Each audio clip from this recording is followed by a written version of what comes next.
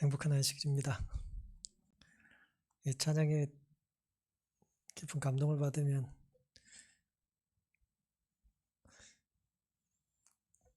부담스러워요.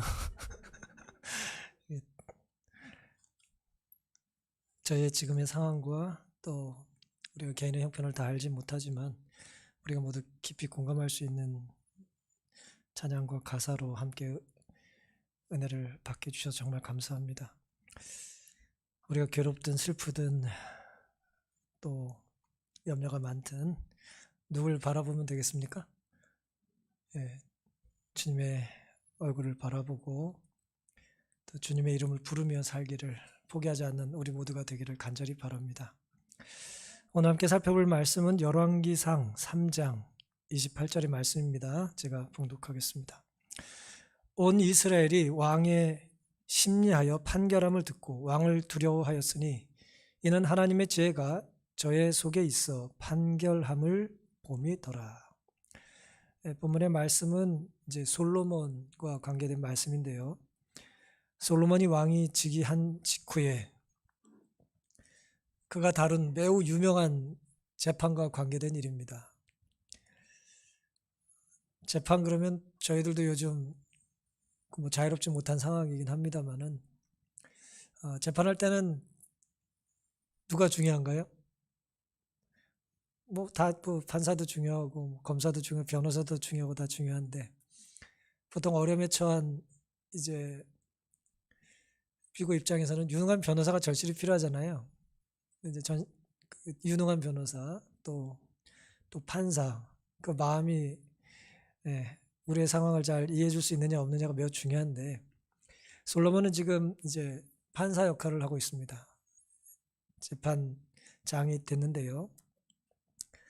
그 소송의 내용은 두 이제 창기가 있었어요. 이제 이 두 여인이 갓난 아이를 데리고 와서 두 여인이 한 아이를 데리고 와서 서로 자기 아이라고 이제 우기고 있는 것입니다.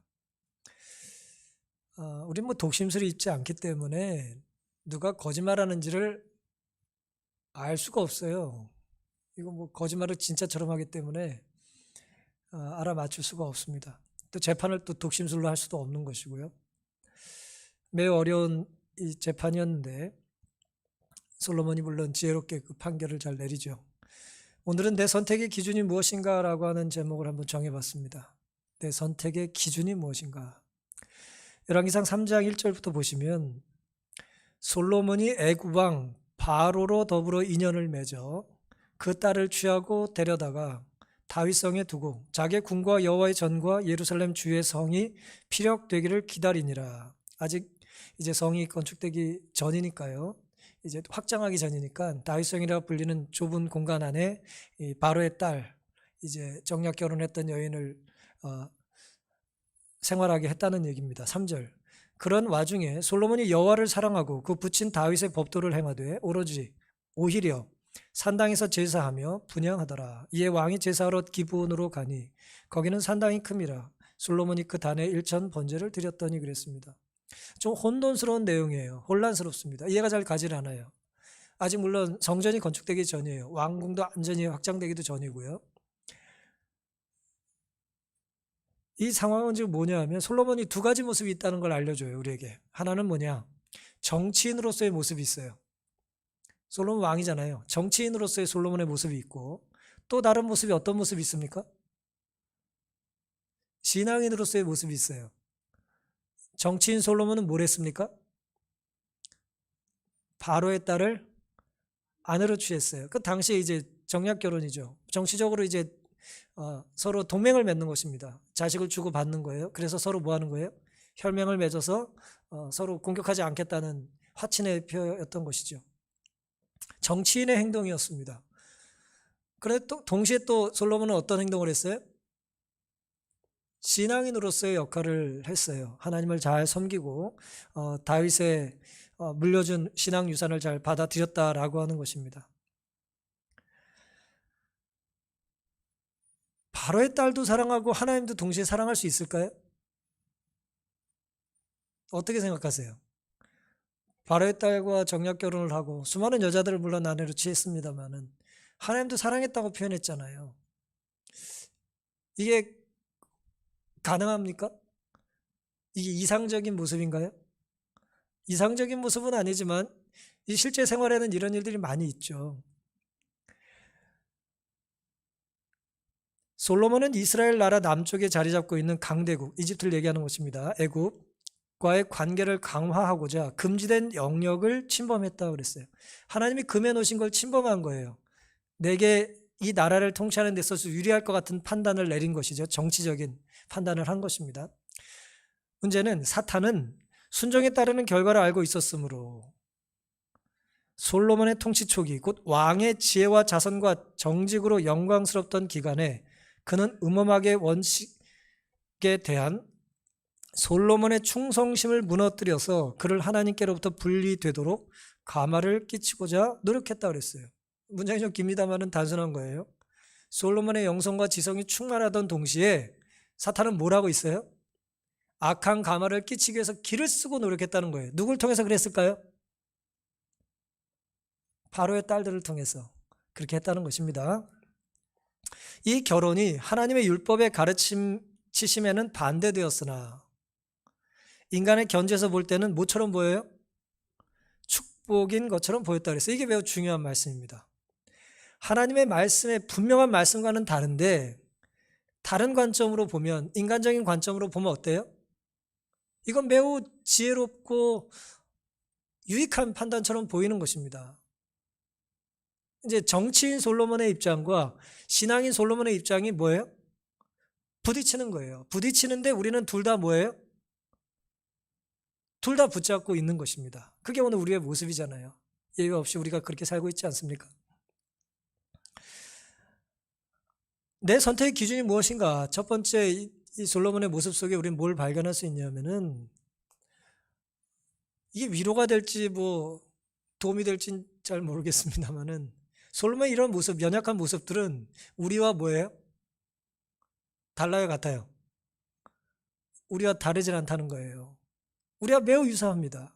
우리는 왕은 아닙니다만은 우리 영역에서 우리가 정치인으로서 혹은 신앙인으로서 사회인으로서 혹은 부름받은 소명받은 사람으로서의 어떤 역할이 뭐예요? 사실 충돌합니다만은 우리는 그것을 두 개를 다 붙잡고 산단 말이에요. 이게 오늘 가정 공부하면서도 우리 집사님 계속 강조하셨던 부분 아닙니까? 우리의 현실의 모습이 그래요. 크게 다르지 않습니다. 솔로몬이 우리와. 우리는 죄와 타협하기도 하면서 또 동시에 뭐예요? 말씀에 순종하기도 하는 거예요. 우린 바로의 딸들과 결혼하기도 하면서도 하나님을 사랑하기도 하는 거예요. 죄를 탐닉하기도 하면서도 안식일을 기다리기도 합니다. 솔로몬은 보통 왕이에요. 우리가 보통 사람이었던 거예요. 우리 같은 보통 사람이었던 것입니다. 당시의 기준으로는 정상이에요, 비정상이에요? 지극히 정상입니다. 당시 기준으로는 지극히 정상이에요. 보통 사람인데 지극히 정상의 사람인데 모두 좋아요? 믿음도 좋았던 거예요. 믿음 좋은 사람이 어떻게 그럴 수 있냐가 아니라 보통의 사람으로 살면서 모두 좋았다고요? 믿음이 좋았다고 볼 수 있는 관점이 있다는 거죠. 그게 옳다는 게 아니고 그렇다는 거예요. 단연한 솔로몬의 생애는 하나님께 대한 헌신, 정직과 확고한 원칙, 하나님의 명령에 대한 철저한 순종으로 특징 지어졌다. 이 동시에 일어난 일이에요, 이게.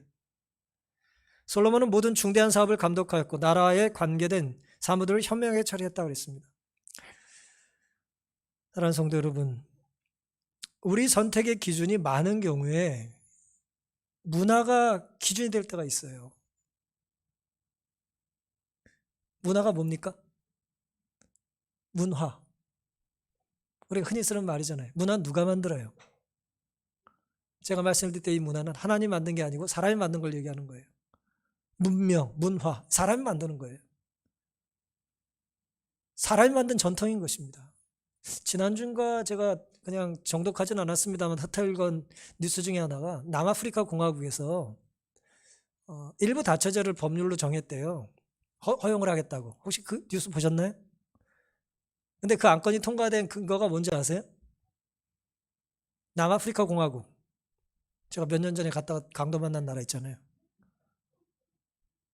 그 나라가 왜 그 법을 통과시켰냐면은 뭐 아파르헤이트라고 그래가지고 뭐 백인들이 흑인들 많이 괴롭히고 많이 그랬었던 나라잖아요. 만델라가 대통령했던 나라. 그걸 통과시켰던 소수의 이 국회의원들의 안건의 이 취지가 뭐냐면 아프리카의 전통을 회복하자는 거였어요. 아프리카 전통은 뭐라는 거예요? 거기 뭐 여러 이제 아프리카 원래 원주민들이 살았습니다만은 일부 다처가 자기들의 전통이라는 거예요. 다시 말씀드린 자신들의 문화가 회복돼야 된다는 것입니다. 어떻게 이해해야 할까요? 문화의 유통기한, 혹은 문화의 어떤 그 범주는 어디까지입니까? 우리 전통의 뿌리를 어디로 둬야 되는 거예요, 도대체? 문화의 관점에서 뭘 판단하는 게 반드시 나쁜 건 아닙니다만은 매우 위험해요. 동시대 사람들이 공감할 수 있는 상식적인 것 같지만 그게 우리의 판단에 뭐가 돼서는 안 됩니까? 절대적인 기준이 돼서는 안 되는 것이죠. 그런데 솔로몬은 그랬다는 거예요. 우리 속에도 정치인 솔로몬과 신앙인 솔로몬의 모습이 혼재되어 있습니다. 잘못된 선택도 있었고 또 옳은 선택도 하는 거예요, 동시에. 우리는 솔로몬의 잘못이 하나님 말씀보다는 사람들의 문화를 따랐기 때문이라는 걸 잘 알아요. 3000년 지난 오늘 우리의 관점에서는 그렇습니다. 또 솔로몬의 잘함이 잘못만 한 게 아니라 또 잘한 게 있잖아요, 솔로몬이. 솔로몬의 잘함은 다른 어떤 것보다 누구를 우선한 거예요? 하나님을 우선했을 때 벌어진 일이라는 것도 잘 압니다. 그렇다면 결론은 명확합니까? 결론은 분명하고 명확해요. 영적인 원리, 생명의 원리는 바뀐 게 있어요, 없어요? 에덴부터 재림 때까지, 아니요, 영원까지 바뀌지 않습니다. 진리가 상황 따라, 문화 따라, 동네 따라 다르다면 그게 무슨 진리겠어요? 우린 보편 진리를 믿는 사람들이에요. 상대 윤리를 따지는 사람들이 아닙니다. 상황 윤리를 따르는 사람들이 아니에요. 왕이나 평민이나 3000년 전이나 지금이나 남자나 여자나 아이나 어른이나 보편적으로 옳은 것이어야 합니다. 세상 기준에 맞춰 평균에 만족하기보다는 하나님 기준에 맞춰서 영적인 성장을 꿈꾸는 우리가 되기를 간절히 바랍니다. 두 번째, 이제 솔로몬이 무엇에 맞췄는지를 보면 이제 두 번째 관점의 확장인데요. 열왕기상 3장 5절, 9절 이렇게 보시면 제가 읽겠습니다. 기본에서 밤에 여호와께서 솔로몬의 꿈에 나타나셨습니다. 아시는 것처럼 하나님이 이르시되 내가 너에게 무엇을 줄고 너는 구하라. 9절, 누가 주의 이 많은 백성을 재판할 수 있사오리까? 지혜로운 마음을 종에게 주사 주의 백성을 재판하여 선악을 분별하게 하옵소서. 10절, 솔로몬이 이것을 구하매 그 말씀이 어디에 맞아요? 누구 마음에 맞아요? 하나님 마음에 맞는 게 중요합니다. 하나님 마음에 맞았어요. 12절, 내가 너의 말대로 하여 내게 지혜롭고 총명한 마음을 주노니 너의 전에도 너와 같은 자가 없었거니와 너의 후에도 너와 같은 자가 일어남이 없으리라 그랬어요. 엄청난 축복이죠. 솔로몬이 꿈에서 하나님께 지혜를 구했어요. 위대한 선택을 했습니다. 우리가 너무나 잘 아는 내용이죠. 주님의 말씀에 맞는 소원을 아뢰는 것입니다. 우리가 성경을 살펴보면 하나님께서 인간이 완전하기 때문에 복을 주시는 건 아니에요. 그렇죠? 하나님이 정말 우리가 완전하기 때문에 복을 주십니까? 그렇지 않죠. 특별히 이제 삼손을 우리가 좀 생각해 보면 삼손은 말이에요. 가만히 좀 점수를 좀 박하게 주면 말이에요. 잘한 게 없어요. 그냥 제가 볼 때는 딱 하나 죽기 전에 뭐 했어요? 죽기 전에 기도했어요. 기도. 이제라도 나에게 좀 하나님 은혜를 한 번만 주시면 이라고 했어요. 그러니까 점수를 좀 박하게 주면 한 번도 잘한 것이 없이 마지막에 뭐 했어요? 마지막에 하나님을 부르짖은 것입니다. 단 한 번 어떻게 보면 순종한 거죠. 어떻게 보면 이런 관점에서 보면 하나님은 우리의 죄가 얼마나 많든지 어떻게 살았든지 간에 딱 한 번 제대로 믿는 것을 크게 여기세요. 대부분 속썩이고 뭐 괴롭히는데 정말 살아가려면 뭘 중요하게 생각한다고요? 그래도 그때 그 사람이 나에게 그렇게까지 잘해줬었어. 그거 하나 기억하는 것입니다. 그 아름다운 추억을 품고 사는 거예요. 네가 모두 잘해줬고 모두 잘했고 다 필요 없어, 그게 아니고 네가 이것도 부족하고 저것도 부족하지만 그때 나에게 그거 하나 해준 게 나는 너무 감사해. 그거 하나 기억하는 것입니다. 어쩌면 우리 역시 딱 한 번 제대로 믿어서 구원을 얻는 걸지 모르겠어요. 대부분은 엉터리로 살고 불신하고 뭐 불평하고 불만 갖고 살면서 정말 딱 한 번 제대로 믿은 그것 하나를 하나님이 너무나 크게 봐주시는 거예요. 네가 그때 그래도 나 붙잡았었잖아. 네가 그때 날 부르짖었잖아. 네가 그때 나에게 그거 바쳤잖아. 그거면 된 거야. 마치 하나님이 그렇게 말씀하시는 것 같습니다. 그래서 하나님의 은혜가 큰 것이죠. 평생을 오답만 늘어놓다가 딱 한 번 정답했더니 하나님이 됐다 그러신 거예요. 마치 뭐와 같아요? 인디안들 기우제 같은 거죠. 기도하면 항상 응답받는 데잖아요. 왜요? 기도를 언제까지 해요? 비가 내릴 때까지 기도하니까 그 기도는 항상 응답받는 거예요. 우리 연약한 삶 속에 하나님은 기다리고 또 기다리세요. 언제까지? 우리가 그 작은, 그 신락 같은, 그 현찮은, 그 부족한, 그 삶에서 비추는 믿음의 반응을 됐다고 기다리시는 거예요.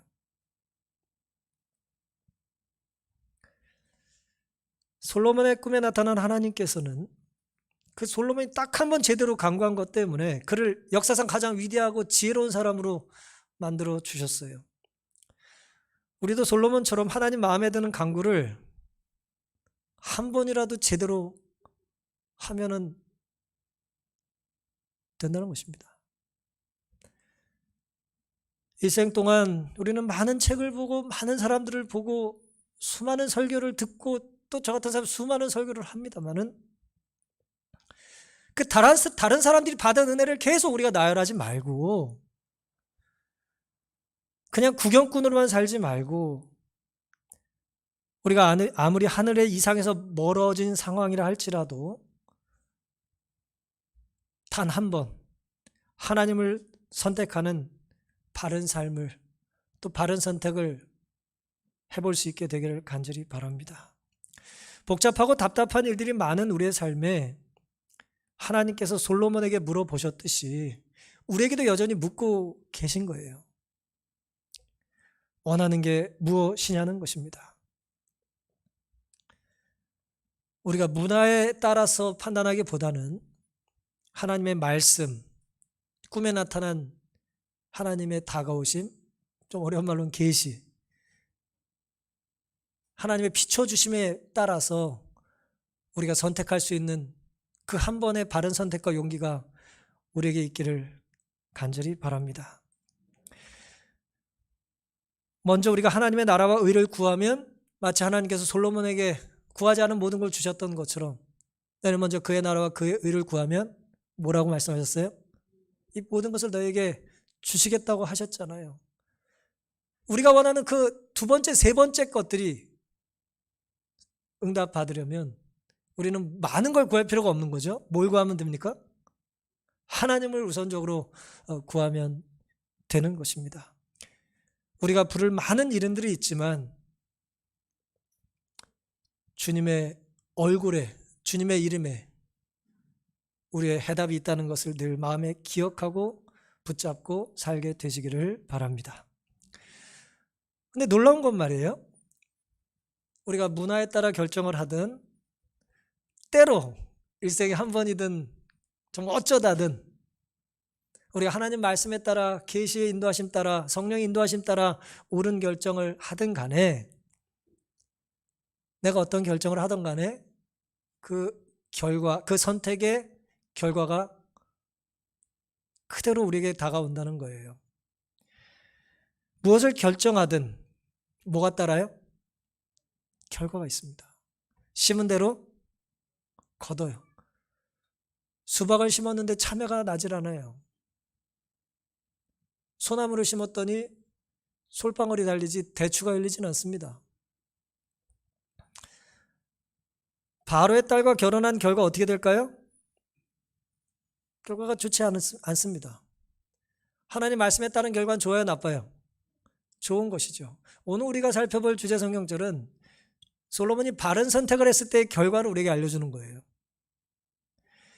열왕기상 3장 16절부터 보시면 이제 두 창기 이야기가 나오죠. 두 창기 있는 그대로 제가 읽겠습니다. 때에 창기 두 계집이 왕에게 와서 그 앞에 서며 한 계집은 말하되 내 주여 나와 내 계집이 이 계집이 한 집에서 사는데 내가 저와 함께 집에 있으며 아이를 낳았더니 나의 해산한 지 3일에 이 계집도 해산하고 우리가 함께 있었고 우리들 외에는 집에 다른 사람이 없었나이다. 그런데 밤에 저 계집이 그 아들 위에 누움으로 그 아들이 죽으니 저가 밤중에 일어나서 계집종 나의 잠든 사이에 내 아들을 내 곁에서 가져다가 자기 품에 누이고 자기의 죽은 아들을 내 품에 뉘었나이다. 미명에 내가 내 아들을 전 먹이려고 일어나 본즉 죽었기로 내가 아침에 자세히 보니 내가 낳은 아들이 아니더이다 하매 다른 계집은 이르되 아니라 산 것은 내 아들이요 죽은 것은 내 아들이라 하고 이 계집은 이르되 아니라 죽은 것이 내 아들이요 산 것이 내 아들이라 하매 왕 앞에서 그와 같이 쟁론하는지라 그랬습니다. 3,000년 전에 친자 확인 소송을 지금 했는데 밝힐 수 있는 방법이 있어요, 없어요? 불가능합니다. 지금처럼 과학이 발전되지 않았기 때문에 DNA 분석은 할 수가 없고 또 거짓말 탐지기도 없어요. 100% 완전한 것도 아니지만 하여튼 할 수가 없어요. 외적인 증거가 없습니다. 증인도 없고 아무도 없어요. 누가 거짓말했는지 밝힐 수 있는 방법이 없어요. 하지만 지혜로운 솔로몬은 하나님께 지혜를 구했었고 이 지혜가 지금 절정에 달할 때거든요. 그래가지고 아주 특이한 판결을 내리잖아요. 24절부터 보면 칼을 내게로 가져오라 하니 칼을 왕의 앞으로 가져온지라 왕이 이르되 산 아들을 둘로 나눠 반은 이에게 주고 반은 저에게 주라. 그 산 아들의 어미 되는 계집이 그 아들을 위하여 마음이 어떻게 됐어요? 불붙는 것 같아서 왕께 이르되 아뢰되 가로되 청컨대 내 주여 산 아들을 저에게 주시고 아무쪼록 죽이지 마옵소서 하되 한 계집은 말하기를 내 것도 되게 말고 네 것도 되게 말고 나누게 하라 하는지라. 왕이 대답하되 가로되 산 아들을 저 계집에게 주고 결코 죽이지 말라. 저가 그 어민이라 했습니다. 이 급박한 순간에 하나님의 지혜가 솔로몬에게 충만했어요. 뭐를 꿰뚫어 봤어요 지금? 여자의 심리를 꿰뚫어 봤어요. 특별히 어떤 심리요? 모성애를 꿰뚫어 봤어요. 모성애. 솔로몬은 경험에서 한 게 아니에요. 이게 하나님이 지혜를 주셔서 여자가 자식을 낳았을 때 마음이 어떤지를 꿰뚫어 본 거예요. 솔로몬이 지혜롭다는 소문은 사실입니까? 네, 사실이었죠. 그런데 이게 사실은 위기였어요. 사실 이 상황이 솔로몬에까지 왔다는 얘기는 하급, 요즘 말로 얘기하면은 지방법원에서 이 문제를 다룰 수 있었어요, 없었어요? 못 다룬 거예요. 똑똑하다는 모든 사람들이 다 손을 든 거예요. 거짓말하는 여자를 구분을 할 길이 없어요. 뭐 어떻게 할 거예요? 뭐 밥을 굶길 거예요? 뭐 때릴 거예요? 협박을 할 거예요? 어떻게 할 수가 없는 거예요. 다 무슨 아일란지 얼마 안 됐기 때문에 또 모의도 나오고 이거 뭐 어떻게 구분이 안 돼 지금 이거. 그래서 결국 누구한테까지 왔어요? 솔로몬까지 온 거예요. 솔로몬이 못 맞히면 솔로몬의 권위가 무너지는 게 둘째치고 그건 둘째치고 누가 욕을 먹습니까? 아이 뭐 솔로몬이 지혜의 왕인데 그 지혜를 누가 주셨대요? 하나님이 주셨다면서요. 뭐 꿈에 그러셨다면서요. 그러니까 솔로몬의 위기는 사실은 뭐예요? 하나님께도 위기가 됐던 거예요. 근데 놀랍게도 하나님은 이 위기를 기회로 바꿔주신 거죠. 아, 하나님의 지혜는 다르구나. 사람이 상상할 수 있는 일이 아니구나. 이게 책 본다고 알 수 있는 게 아니구나. 라는 걸 이제 하나님께서 솔로몬을 통해서 알려주셨던 것입니다.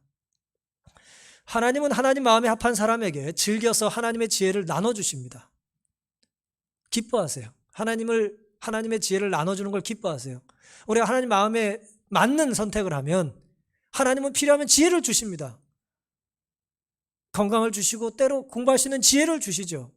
때로 필요하면 물질을 주시고 필요하면 좋은 이웃들을 주시겠죠. 우리가 하나님 마음에 뭐 할 때요? 합하고 마음에 하나님께서 원하시는 대로 들게 행동을 할 때 그런 것입니다. 본문은 두 여인의 모습을 통해서 우리가 중요하게 여기는 가치가 어때야 하는지를 알려줍니다. 보통 인간은 자기에게 유익이 있을 때는 잘 양보하지 않아요. 그러니까 어떤 선택을 하는데 5명 나오세요 그랬는데 5명 나왔을 때 기대되는 이 결과가 좋다면 서로 나오려고 그러죠. 그렇죠? 서로 모이려고 합니다. 그러니까 선택의 결과가 나에게 유익이 있을 때는 그 사람이 좋은 사람이 나쁜 사람인지 구분을 못해요. 언제 구분할 수 있습니까? 선택의 결과 내가 손해볼 수 있을 가능성이 높을 때 그걸 여전히 선택하는 사람, 그 사람이 얼마나 진실한지 그 일을 하려고 하는 마음이 있는지를 그때야 알 수가 있는 것이죠. 나에게 유익이 된다고 할 때 사람들은 거짓말을 하기도 해요. 여기 지금 이 여인처럼 말이죠. 하지만 좋지 않은 일을 위해서 내가 결과가 안 좋은데 그 일을 감당하려고 누가 거짓말을 하냐 말이에요. 보통 그렇게 하지 않죠. 따라서 진짜인지 아닌지를 구분할 때는 손해를 보더라도 내 생명이 위협을 받더라도 그 결과를 내가 감수하려고 할 때인 것입니다. 이 여인은 지금 뭐예요? 친모는 내가 이 아이를 키우지 못하더라도 이 아이가 뭐 하길 원해요? 살기를 원하는 것입니다. 아이 유익을 최우선으로 생각하는 사람이 아이를 키울 자격이 있는 거예요. 오해 없으시게 들으세요. 오해하지 말고 들으세요. 때로 입양을 할 때 친부모보다 입양해서 더 잘 키울 수 있는 상황이 있어요, 없어요? 많습니다. 그 아이의 최선의 유익이 무엇인지를 중요하게 생각하는 사람이 아이를 키워야 되는 거예요. 보통은 그게 친부모죠. 하지만 모든 친부모가 그러지는 않은 거예요. 내 유익을 우선하는 게 아니라 아이의 유익을 최우선할 수 있는 선택을 해야 하는 것이죠. 이것이 양육의 원칙이 되어야 하는 것입니다. 하나님께서 결국 솔로몬에게 주셨다는 지혜는 뭐냐 하면은 사람을 죽이는 거에 살리는 거예요. 사람을 살리는 게 지혜라는 거예요. 사람을 살리는 지혜, 그것이 하나님께서 주신 진짜 지혜인 것입니다. 우리가 믿고 바로 구하면 그 결과 생명이란 열매가 주어집니다. 근데 우리 혼론을 무엇이 중요한지 중요하지 않은지 매우 혼란스러운 우리가 세상에 살잖아요. 이 자본주의 시대에 이게 이 물질 숭배의 사상이 가득해가지고 말이에요. 전에 어떤 정신 나간 한 사람의 기사를 제가 본 일이 있는데 차에 아이가 있는데 말이에요. 그 차 안에 아이가 있는데 이제 애가 못 나오잖아요. 혼자. 이게 어떻게 혼자 나와요? 근데 그 정신 나간 부모가 이제 뭐 밖에서 혼자 자기들끼리 뭐 밥 먹고 쇼핑하고 뭐 그랬나 봐요. 지나간 사람이 그걸 보고 이제 애를 깨려고 이제 꺼내려고 막 애를 쓰고 경찰이 이제 뭐 이렇게 뭐 했겠어요? 유리를 깨지 않았겠습니까? 근데 부모가 와가지고 따지더래요. 차 이게 얼마짜리인 줄 아냐고. 제가 뭐 미국에서 있었던 기사를 직접 읽은 내용입니다. 뭐가 더 중요한지를 모르고 사는 거예요, 지금. 생명이 중요하다고 할 때 가장 중요한 생명은 죄송합니다만 사람의 생명이에요. 오래전 자료긴 합니다만은 미국의 10대들에게 물었어요. 네가 키우는 애완동물과 모르는 사람이 물에 빠졌는데 넌 누굴 구할 거냐? 3분의 2가 자기 애완견을 구한다고 그랬어요. 모든 생명은 다 똑같은 게 아닙니다, 여러분. 사람의 생명이 가장 귀한 거예요. 근데 매우 지금 혼란스러운 세상에 우리가 살고 있죠, 지금. 솔로몬이 바로의 딸과 결혼했을 때 어떤 일이 벌어졌습니까? 열왕기상 11장 1절 2절에 보면은 솔로몬 왕이 바로의 딸 외에 이방의 많은 여인을 사랑했다 그랬습니다. 곧 모압과 암몬과 에돔과 시돈과 한 여인이라. 여호와께서 일찍이 이 여러 국민에게 대하여 이스라엘 자손에게 말씀하시기를 너희는 저희와 서로 통하지 말며 저희도 너희와 서로 통하게 말라. 저희가 정령껏 너희의 마음을 돌이켜 저희의 신들을 쫓게 하리라 하였으나 솔로몬이 저희를 뭐 했어요? 사랑했다 그랬습니다. 결국 그 이어서 6절, 8절, 9절에 보시면 솔로몬이 여호와의 눈앞에서 악을 행했다 그랬고요. 8절, 저가 또 이조 구비들을 위하여 다 그와 같이 한지라 그랬고요. 분향했다는 거예요. 이제 우상 숭배를 했다는 얘기예요. 9절, 솔로몬이 마음을 돌이켜 이스라엘 하나님 여호와를 떠났다 그랬습니다. 그러니까 이방 여인들과 결혼하지 말라고 하나님 말씀하셨는데 그걸 순종하지 않았기 때문에, 문화에 따라 순종하지 않았기 때문에 그 결과가 어땠어요? 안 좋았죠. 이미 신명기 7장에 하나님께서 분명히 말씀하셨습니다. 또 그들과 혼인하지 말지니 네 딸들을 그 아들에게 주지 말 것이요 그 딸을 네 며느리로 삼지 말 것은 그가 네 아들을 유혹하여 그로 여호와를 떠나고 다른 신들을 섬기게 하므로 여호와께서 너희에게 진노하사 갑자기 너희를 멸하실 것임이니라 그랬습니다. 이 잘못된 사랑을 했기 때문에 결과가 이렇게 좋지 않았다는 것이죠. 제가 오늘 두 가지 말씀을 드렸어요. 결론 부분에 우리가 선택한 건 무엇이든 그 선택에 뭐가 있어요? 따르는 결과가 있습니다. 심는 대로 거둬요. 불순종을 심으면 불순종의 열매가 거둬지고 하나님 말씀에 순종했던 부분, 지혜를 강구했던 순종했던 부분은 그 결과 사람이 어떻게 됐어요? 죽지 않고 살았어요. 어떤 선택이든 반드시 결과가 있다는 것을 우리는 잊지 말아야 합니다. 우리는 성령의 지도가 필요하다. 우리는 너무 오랫동안 사람의 지혜를 따랐다. 그러므로 만일 우리가 바로 지금 주님을 따르고자 선택하면, 지금이라도 주님을 따르겠다고 선택하면 우리는 사람의 지혜를 따르는 결과를 뭐 할 수 있어요? 피할 수 있다 그랬어요. 지금의 최선은 누구를 따르는 거예요? 지금에라도 최선은 하나님을 따르는 것입니다. 언제나 이것이 중요합니다. 우리는 남아있는 것들, 죽음 직전에 있는 것들을 강하게 하기 위하여 사람의 지혜보다 더 큰 지혜가 필요하다. 더 큰 지혜는 누굽니까? 하나님의 지혜입니다. 내가 선택한 것의 최선껏 그 상황에, 그 문화에, 그 형편에 사람들의 지지와 인정에 따라 했던 선택보다는 좀 어리석은 것 같이 보여도 하나님의 말씀과 계시에 따라 순종하는 것이 가장 옳다는 거예요. 이 거룩한 울림과 도전이 오늘 우리의 마음에 성령으로 크게 역사할 수 있게 되기를 간절히 바랍니다. 4세기 이집트, 이제 알렉산드리아, 그 지중해 밑에 그 연안 도시예요. 그 고대사에 아주 융성했던 도시고, 알렉산더가 자기 이름을 따서 세웠던 이제 고대 엄청난 도시 국가였는데요. 해양 큰 도시였는데요.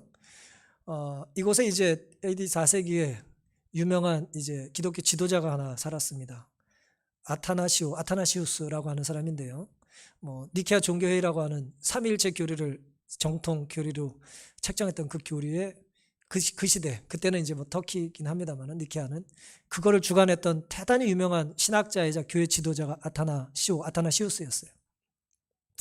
이 사람이 이제 성경을 하나 갖고 있었습니다. 그때 성경은 오늘 지사님 광고하신 것 같은 그렇게 얇은 책이 기록된 책이 아니잖아요. 아무리 고급 성경이라 해도 양피지, 양피지였단 말이에요. 그런 어떤 아무리 고급이라 해도 꽤 컸겠죠. 그게 이제 그 당시 가치로 이제 18펜스 정도 됐답니다. 구약과 성경이 같이 있었던 것인데요. 어떤 형제, 이제 어떤 그리스도인이 아타나시오를 방문 와가지고 이런저런 교제를 하고 나누다가 예배를 드리고 가다가 이제 돌아갔어요. 예배를 드리고 돌아갔어요. 근데 갈 때 그냥 가지 않고 뭘 들고 가요? 이 귀한 보물을 슬쩍 하고 가지고 가버렸어요. 근데 나중에 성경을 읽으려고 봤더니 안 보이니까 아타나시오가 사람을 보내서 네가 그거 갖고 갔냐? 너에게 갖고 갈 사람이 없다고 묻질 않았어요. 왜 묻지 않았냐면은 그 사람은 도둑질한 게 분명한데 너 도둑질한 그 물건 갖고 갔냐? 성경을 훔쳐갔냐라고 물으면 그 사람은 도둑질한 것뿐만 아니라 거짓말까지 더 할 것 같은 생각이 든 거예요. 그러니까 묻질 않았다는 거예요. 그런데 이제 이 성경을 훔쳐간 이 형제가 그걸 뭐 해야겠어요? 읽겠습니까? 이제 팔아먹어야 될 거 아니에요. 그래서 이제 물건을 팔려고 마을로 내려가서 나한테 이걸 16펜스에 사라고 그리고 돌아다니고 있었어요. 그랬더니 이제 그 책을 본 이 업자가, 그 상인이 이게 그만한 가치가 있는 점인지 나는 모르겠으니 잠깐 나에게 이걸 맡기면 내가 그 가치를 알아본 다음에 너에게 알려주겠다고 그랬어요. 그리고 그걸 들고 누구한테 가요? 아타나시오에게 갔어요. 이게 16펜스 정도의 가치가 있는지를 알고 싶어서 왔습니다. 그랬습니다. 그랬더니 그 책에 그 성경의 주인이었던 이 아타나시오가 다른 얘기 하지 않고 이건 충분히 16펜스짜리 가치가 있습니다. 라고 이제 알려준 거예요. 그 말을 들은 상인이 기분 좋게 아타나시오가 이건 훌륭한 책이고 그만큼 값이 나가는 것이라는 얘기를 들려줬다 그러면서 이 돈을 줄 테니까 이걸 나에게 팔라 그랬어요. 내가 아타나시오에게 물어봤더니 그렇게 말합디다 그런 거예요. 이 도둑질한 형제 마음이 어땠겠어요? 황당하잖아요. 이렇게 물었습니다. 뭐라고요? 아타나시오 그분께서 다른 말씀은 안 하시는가요? 그 도둑은 어디냐고 그러지 않았냐 이거예요. 그랬더니 상인이 이렇게 말합니다. 다른 말씀은 없었습니다. 그 말을 들은 이 도둑질한 형제가 저는 마음을 바꿨습니다. 이 책을 팔고 싶지 않습니다. 그리고는 서둘러 아타나시오에게 와서 눈물을 흘리면서 그 책을 다시 받아달라고 정중하게 내려놓았습니다. 근데 아타나시오는 그 책을 안 받겠다는 거예요. 그러면서 이렇게 말을 했습니다. 형제여, 평안히 물러가십시오. 이 책을 당신에게 선물합니다. 그랬더니 아직 양심이 살아있었던 이 도둑 형제가 당신께서 이 책을 다시 받아주시지 않으면 저는 결코 평화를 누리지 못할 겁니다. 그리고 그는 평생 동안 아타나시오 이 대주교 밑에서 함께 살았답니다. 뭐 이게 사막 교부들과 관계된 이야기라 뭐 얼마나 정확한지는 제가 잘 모르겠어요. 그냥 그런 사람들의 이야기를 이제 전승되어 내려온 것을 기록한 책이니까요. 사랑하는 성도 여러분, 하지만 이 교훈은 분명하죠. 저는 이제 그 솔로몬의 이 재판을 이제 읽어보면서 종종 이런 상상을 해봐요.